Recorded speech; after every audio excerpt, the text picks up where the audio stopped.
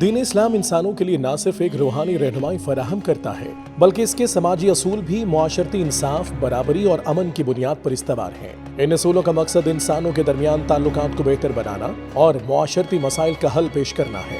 اسلام میں سماجی اصولوں کو بنیادی اہمیت حاصل ہے کیونکہ یہ افراد کی فلاح و بہبود اور پورے معاشرے کی ترقی کے لیے ضروری ہیں۔ اسلام سے پہلے کی عرب معاشرت میں سماجی انصاف کی کمی تھی اور قبائلی تفریق و ظلم کی فضا پائی جاتی تھی۔ عرب معاشرہ قبائلی نظام پر مبنی تھا جہاں طاقتور قبائل کمزوروں کو حقیر سمجھتے اور ان پر ظلم کرتے تھے۔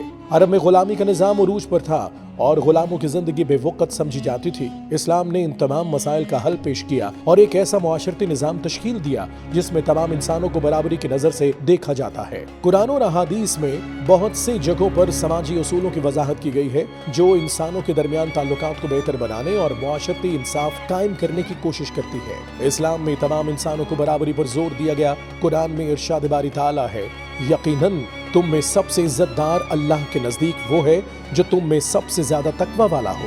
اسلام سے قبل عورتوں کو وراثت کا حق نہیں دیا جاتا تھا۔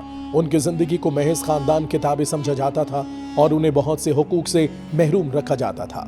لیکن قرآن اور حدیث نے عورتوں کے حقوق کو واضح کیا اور ان کے لیے وراثت، تعلیم اور معاشرتی حصے کا دروازہ کھولا۔ اسی طرح اسلام نے غلاموں اور لونڈیوں کے حقوق کا تحفظ کیا اور انہیں عزت دینے کی تعلیم دی۔ دین اسلام نے عدل و انصاف کو معاشرتی زندگی کا سنگ بنیاد قرار دیا۔ قرآن میں فرمان باری تعالیٰ ہے، اللہ تمہیں حکم دیتا ہے کہ تم انصاف کے ساتھ معاملات کرو۔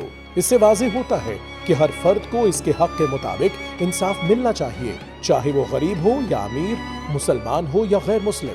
اسلام نے سماجی اصولوں میں انقلابی کردار ادا کیا کیونکہ اس سے قبل انسانوں کی زندگی میں سماجی انصاف اور مساوات کی کمی تھی۔ اسلام نے نہ صرف معاشرتی برابری، حقوق اور انصاف کی بنیاد رکھی بلکہ اس بات کی بھی وضاحت کی کہ ایک مسلمان کا فرض ہے کہ وہ اپنی معاشرتی ذمہ داریوں کو پورا کرے۔